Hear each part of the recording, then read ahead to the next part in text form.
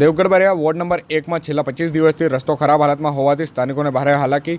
આ તારીખ 15/3/2026 રવિવારના રોજ બપોર 1 કલાક સુધીમાં આપેલ માહિતી અનુસાર દેવગઢ બારિયા નગરપાલિકા પ્રમુખની કામગીરી સામે સવાલો ઉઠાવવામાં આવ્યા હતા। દેવગઢ બારિયા નગરપાલિકા વોર્ડ નંબર 1ની અંદર છેલ્લા 25 દિવસથી જે રસ્તો ખરાબ હાલતમાં છે, પાણીની લાઇનની કામગીરી દરમિયાન જે ગટર લાઇન તૂટી પડી હતી અને ગંદુ પાણી રસ્તા પર આવતા જે નગરજનોને ભારે હાલાકી વેઠવાનો વારો આવ્યો હતો।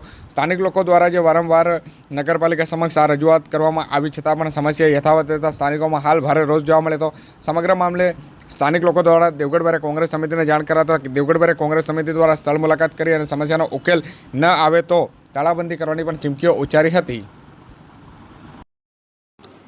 આજ રોજ દેવગઢ બારિયાના સોની પંચથી જૂની રાણાશેરી જવાનો રોડ હતો, જે 20 થી 25 દિવસ પહેલાં અહીંયા નવીન પાઇપલાઇન અને રોડ બનાવવાનું કામ ચાલુ કરવામાં આવ્યું હતું, પરંતુ અત્યાર સુધી રોડની હાલત એકદમ ખગડધજ હાલતમાં છે। રોડમાં ખાડા છે અને પાણી ભરાઈ જાય છે અને ગટરનું પાણી અને નળ કનેક્શનનું પાણી બંને મિક્સ થઈ જાય છે। સ્થાનિકોએ વારંવાર નગરપાલિકામાં રજૂઆત કરી પણ સ્થાનિકોની કોઈ વાત સાંભળતું નહોતું।